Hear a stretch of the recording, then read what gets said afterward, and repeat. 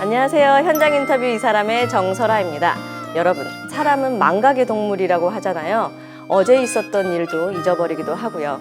그래서 중요하거나 잊어버리고 싶지 않은 일들이나 잊어버려서는 안 되는 이름들을 우리는 기념이라는 방법을 통해서 기억하기도 합니다. 우리 광주에도 절대로 잊어서는 안 되는 이름과 일을 기억하고 기념하는 일을 하는 사람들이 있다고 해서 이야기 나눠보려고 합니다. 5.18 기념재단 박강배 상임이사님 만나서 이야기 나눠보겠습니다. 반갑습니다. 안녕하십니까. 네.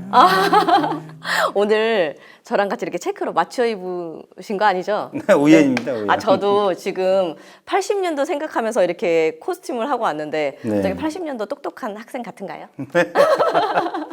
감사합니다. 네. 반가운데요. 일단 저랑 먼저 얘기할 게 아니고요. 네. 저희 이제 제가 들을 얘기가 굉장히 많을 것 같거든요. 네. 보통은 제가 물어볼 게 많은데 네. 오늘은 들어야 할 얘기가 굉장히 많을 것 같아요. 네. 그래서 저희 시청자 여러분들께 먼저 소개 부탁드립니다. 네. 시청자 여러분 안녕하십니까. 저는 5.18 기념재단 상임이사 맡고 있는 박강배입니다. 대학교를 막 졸업하고서 5.18 특별법을 만들고 전두환 노태 두 사람을 처벌하는 그런 대책위원회에서 간사로 일을 했을 때부터 30년이 지나서 다시 상임이사 일을 맡고 있습니다. 그래서 그동안에 국가인권위원회나 진실화해위원회 등에서 국가폭력을 해결하는 그리고 방지하는 예방하는 이런 역할들을 했습니다. 지금까지 배우고 또 경험 쌓인 것을 5.18 기념재단에 와서 5.18 정신을 계승하고 기념하고 기억하는 일에 잘 쓰도록 하겠습니다. 열심히 하겠습니다. 이사님, 근데 여기가 상무지구잖아요. 네. 상무지구인데 이제 워낙 엄청 크게 5.18 기념재단 이렇게 간판이 있으니까 네. 저뿐만 아니고 다른 분들도 다 아실 네. 것 같아요. 얘가 5.18 기념재단이구나. 네. 근데 여기서는 어떤 일을 정확히 하는 곳인가요? 네. 5.18 기념재단은 1994년에 설립됐습니다. 네. 그러니까 올해가 마침 또 30년이 됐습니다. 30주년. 네, 그렇습니다. 그래서 5.18 기념재단은 5.18 민주화운동 정신을 계승하고 기념하고 기억하는 것을 목표로 하고 있는데요. 그렇기 때문에 진상규명하는 활동, 그다음에 책임자를 처벌하도록 촉구하는 활동 등을 합니다. 그리고 이 정신을 잘 계승하기 위해서 교과서를 만들고 또 학생들을 위해서 교환이나 교우를 만들고 그다음에 청소년들을 위해서 같이 페스티벌을 만들고 축제를 합니다. 이런 방식으로 5.18 정신을 계승하는 것입니다. 그리고 또 아직 민주주의가 아직 성숙하지 못한 동남아시아 등 여러 나라를 위해서 민주주의를 강화하고 홍보하는 지원하는 역할도 합니다. 그리고 전국적으로 5.18 진실을 알리기 위해서 강연을 하거나 기념사업을 하거나 기념식을 각 도시에서 하는 일도 합니다. 이런 일들이 5.18 기념재단의 주요 목적입니다. 저도 5월의 청춘이라는 드라마를 보고 굉장히 과몰입했었는데 네. 그런 거를 굉장히 다 기억해야 되는 일들을 이렇게 해주시니까 참 감사하고 네. 꼭 필요한 일이라는 생각이 듭니다. 근데 제가 개인적인 이제 질문을 네. 드리면 5.18 직후에 대학교에 입학을 조선대학교에 입학하셨다고 제가 네, 알고 있는데 그렇습니다. 맞죠? 맞습니다. 네네네. 근데 어떤 활동들을 하셨나요? 네, 거기서? 저는 1984년도에 대학에 입학을 했고요. 네. 그때는 바로 5.18이 발생한 이후로 4년 이후였기 때문에 네. 당연히 대학생들이 진상규명, 책임자 처벌 문제에 대해서 시위를 했고 또 더 나아가서는 우리나라의 민주주의 확장을 위해서 시위를 하던 시절이죠. 그래서 대학교 입학하자마자 입학한 다음 날부터 바로 데모했습니다. 그래서 그때 주로 외쳤던 구호가 네. 전두환 노태우를 처벌하라, 재판을 해서 그들을 엄벌하라 이런 일들을 했었죠. 근데 그건 전반적인 우리나라의 네. 사회의 현상이었기 때문에 저만 특별히 저만 했거나 그러진 않고 대학생들 모두는 했고 또 그때 당시 청년들은 모두 다 5.18의 진실규명을 위해서 활동을 했습니다. 네. 그러면 대학교에 입학하자마자 하셨으면 공부는 안 하셨어요? 제가 중고학과를 입학해서 네, 네. 나왔는데요. 네. 대학을 한 8년에서 9년 정도 거쳐서 졸업했는데 졸업할 때 중국어를 못 했었습니다. 좀 상당히 아무튼 부끄러웠고요. 나중에 38살이 네. 돼서 네. 38살이 돼서 그때 제가 다니던 대학의 선생님들이 네. 저에게 학비를 대줘서 중국에 유학을 가서 그때 살아가지고 중국어를 배웠습니다. 아니, 공부가 뭐가 중요해요? 나라가 이렇게 지금 들썩이는데, 그죠? 네, 그럼 공부할 때가 아닙니다. 네. 아, 네, 말씀하신 것처럼 어쨌든 그 당시 학생이셨는데, 네. 또 여기에서 계셨던 게 아니고 신안에서 올라오셨다고 네. 들었어요. 네. 근데 신안에서 올라오셔서 그럼 자치 활동을 하시는 네. 거예요? 시골에서 네. 광주로 온 것은 중학교 1학년 때였고요. 네. 그러니까 저는 그리고 1980년대에는 고등학교 1학년이었습니다. 그리고 저희 집은 지금은 문화전당을 진이라고 수용된 바로 그 동네에 저희 집이 있었습니다. 그래서 저희 집도 문화전당의 일부분이 되었고요. 네. 1980년 5.18 기간 동안에 있었던 일들에 대해서 생생하게 기억이 납니다. 가장 크게 기억이 나는 것은 그 상무관 안에 네. 여러 그 관과 시체와 엄마들이 울고 있고 자식들이 울고 있는 그 장면은 네. 잊을 수가 없고요. 그리고 그 분수대를 중심으로 많은 사람들이 시위를 하던 장면도 잊을 수가 없고요. 그리고 또 생생하게 기억이 나는 건 5월 27일 날 새벽에 진압이 되고 나서 군인들이 조선대학교에서 지금의 대성학원 앞쪽으로 해서 네. 이렇게 수천 명이 행진하던 그 군합발 소리가 지금도 기억에 생생합니다. 그때 새벽이었는데 몰래 대문 사이로 이렇게 내다봤었습니다. 와, 진짜 전 상상이 안 되는데 실제 이제 이렇게 겪으신 분하고 얘기를 들으니까 조금 제가 무섭다는 느낌을 받았어요. 실제로 네. 지금. 그러니까 수천 명이 지나가니까 그 군합발 소리가 그렇게 들릴 정도면 진짜 네. 많은 거잖아요. 그렇죠. 야, 진짜. 아, 또, 네. 제가 얼마 전에 또 서울의 봄을 또 다시 한번 봤거든요. 네. 그래서 또 한번 네, 화가 날 뻔했습니다. 네. 근데 아무래도 이제 80년도 당시에는 직접 참여하시지는 않으셨지만 네. 이제 그 시대적 상황을 이제 느꼈던 분위기라 그런지 이제 좀 뭔가 그 더 훨씬 더 대학교 막 들어가셔서 당연히 그렇게 네. 해야 된다라는 책임감이 있으셨을 것 같아요. 근데 이제 그 끝나고 나서 그 이후의 분위기들은 네. 좀 어땠어요? 그래서 대학교를 졸업하고 저는 1994년에 네. 이렇게 사회에 나왔는데 그 해가 뭐 하던 해냐면 네. 1980년 사건 발생으로부터 네. 살인의 공소시효가 마감되는 95년을 앞두고 전두환, 노태우 등 학살 책임자 35명을 고소하던 해입니다. 네. 그 단체에 제가 간사로 일을 시작해서 1994년도부터 간사를 시작해서 2002년까지 네. 일을 했습니다. 그래서 전두환, 노태우 두 사람이 재판장에서 손을 잡고 있던 그 장면, 그때 제가 재판장에서 그걸 봤고요. 그래서 그 특별법을 제정하는 일, 그리고 재판을 계속해서 홍보하고 유죄를 구하도록 활동하는 일, 그다음에 유족 겸원이나 부상자의 회원들이나 구속자의 회원님들을 모시고 재판장에 가는 일, 그런 일들을 30대 때 했었습니다.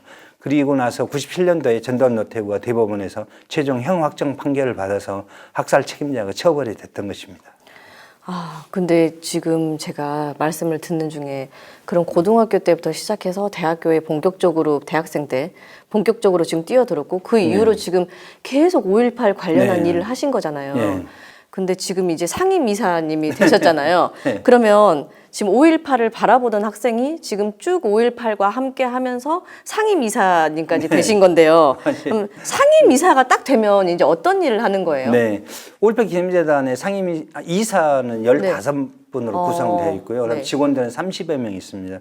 그래서 가장 중요한 것은 5.18 기념재단 정관에서 정해진 목적 사업, 어떤 일을 할 것인가에 대해서 목적 사업을 이사회에서 결정하면 그 이사회가 결정한 사항을 사무처가 잘 집행하도록 집행력에 대해서 활동을 합니다. 그래서 15명 이사 중에서 대표로 상임을 하고 직원들과 함께 그 5.18을 기념하고 기억하는 교육 사업, 청소년 사업, 국제 사업, 연대 사업, 그다음에 진실 규명 사업, 그리고 최근에는 5.18을 왜곡하고 폄훼하는 세력들에 대해 대응하는 사업 등을 하고 있습니다. 아, 그럼 그 목적 사업을 이제 진행을 하시고 이제 총 책임자로 이렇게 되시는 건가요? 아니, 책임자는 이제 이사장님이 계시고요. 이사님이 더 높은 사람이 있었구나. 네. 네. 이사장은 이제 비상임이시라서. 아, 네, 알겠습니다. 네, 저는 가장 높은 사람인 줄 알고 제가 잘 아닙니다, 올라가지고. 아닙니다. 근데 그 이제 상임이사님들 중에서 이제 5.18을 직접 겪지 않은 비당사자라고 이제 하는데 네. 아무래도 5.18은 이제 우리 진행 중인 역사잖아요. 지금 네. 끝나지 않았으니까요. 근데 겪어보신 분들이 이제 많이 계시는데 네. 그에 대한 주변 반응은 좀 어때요? 이사님도 좀 네. 겪으신 분과 안 네. 겪으신 분들의 네. 마음의 차이는 있을 것 네. 같거든요. 5.18 기념재단을 중심으로 보자면 네. 1994년도에 설립돼 올해가 30년이 됐는데 네. 지금까지 이사장님하고 상임이사님 네. 한 25명 정도가 거쳐가셨는데 모두 다 5.18 당사자셨어요. 피해를 입은 그래서 민주유공자셨죠. 그런데 처음으로 상임이사 중에서 처음으로 비당사자가 상임이사가 이제 된 것입니다. 네네. 그래서 그리고 현재 우리 재단의 직원들 30여 명 중에서 75%는 5.18 이후에 태어나신 분들입니다. 그러니까요. 네. 그래서 5.18을 교과서에서 배우고 학교에서 배운 이런 세대입니다. 그래서 지금 해야 될 일이 뭐냐면 5.18 발생 50주년인 2030년을 기점으로 5.18 비경험 세대에게 전면적으로 그분들의 등장을 준비해야 되는 준비 기간입니다. 그래서 그분들의 활동을 더 잘할 수 있도록 운영비도 마련하고 그다음에 사업도 재구조화하고 그리고 그분들의 교육 훈련도 더 열심히 하게 만들고 그다음에 조직 문화도 또 만들고 그다음에 5.18 당사자들의 자녀들도 이제 2030년이 되면 최소 나이가 50살이 됩니다. 물론 그 나이가 더 되신 분도 있죠. 네네. 그렇기 때문에 한 사건이 50년이 됐기 때문에 이제 2세대, 3세대에게 이양하는 과정을 준비해야 되는 시기인 것입니다. 그래서 그런 요즘 업무를 끊임없이 하고 있고요. 그래서 비경험 세대와 경험 세대가 부드럽게 연결될 수 있도록 그런 작업들을 하고 있습니다. 네, 그러니까요. 저도 지금 궁금하더라고요. 왜냐면 제가 비당사자니까 네. 저도 굉장히 잘 알고 싶은데 네. 사실 어떻게 실제로 직접 겪은 네. 당사자만큼 제가 잘 알겠어요. 네. 그래서 어떤 것들이 있을까. 근데 제가 최근에 가장 붕괴하고 막 이렇게 했던 게 그 영화여서 네. 네, 그래서 미디어의 힘이 정말 크겠다라는 생각을 제가 네. 말씀 중에 지금 했습니다. 네. 네. 아, 그런 미디어 활동도 하시나요? 네, 매년 방송용 그 프로그램 다큐멘터리를 같이 만들고 그리고 각종 그 상업용 영화를 제작함에 있어서 저희가 시나리오 함수 작업도 하고 그다음에 저희가 가지고 있는 사진 필름이나 동영상 필름을 제공하기도 하고 또 다 제작하고 나서 기술 감수도 같이 하고 그런 작업도 하고 있습니다. 그래서 벌써 오래됐습니다. 20년 이상 됐습니다. 그래서 지금 사회자님께서 보셨던 여러 가지 5.18 관련 다큐멘터리의 네. 상당 부분을 5.18 기념재단이 펀드를 했거나 사진을 냈거나 그다음에 기술적으로 조언을 했거나 그런 일들을 했습니다. 생각해보니까 영화 같은 거 보면 이렇게 막 끝나고 사진 흑백으로 네. 이렇게 나가잖아요. 그럼 네. 그걸 여기서 이렇게 제공하신 거예요? 네, 대부분은 거의 저희가 한 아, 것이죠. 그렇구나. 네. 아, 근데 이게 좀 왜 아직도 50년이 됐는데 이렇게 깨름직한 거는 네. 제가요 5.18 그 진상조사위원회를 빼놓을 수 없잖아요. 네, 그렇죠. 그렇죠. 근데 5.18 진상조사위가 어떤 일을 정확히 하는 곳인지 설명을 좀 해주실 네. 수 있으실까요? 5.18 진상규명조사위원회는 4년 전에 특별법으로 제정을 해서 만들었습니다. 그래서 지난 4년 동안 5.18과 관련한 모든 분야에 대해서 조사를 했습니다. 그래서 4년 동안 조사를 하고 올해 조사 결과 보고서를 만들어냈습니다. 근데 그 결과 보고서에 대해서 광주 사회 그리고 피해자 당사자들께서 만족하지 못하는 측면이 있습니다. 그래서 그 만족하지 못하는 측면을 어떻게 더 보강하고 또 완벽하게 만들 것인가에 대해서 어제 진실조사위원회 위원들과 조사 과장들과 함께 토론회가 또 시민들이 있었습니다.